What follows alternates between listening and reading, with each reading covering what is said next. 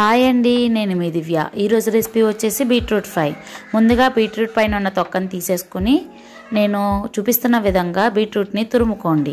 తర్వాత ఒక కడాయి తీసుకుని దాంట్లోకి 2 టేబుల్ స్పూన్ ఆయిల్ వేసి ఆయిల్ అనేది వేడెక్కిన తర్వాత 5 నుంచి 6 వెల్లుల్లి రబ్బలు, అలాగే వేడిశనగ గుళ్ళు, జీలకర్ర, మినప్పప్పు, ఆవాలు, ఎండుమిర్చి వేసుకుని ఒకసారి కదుపుకోండి.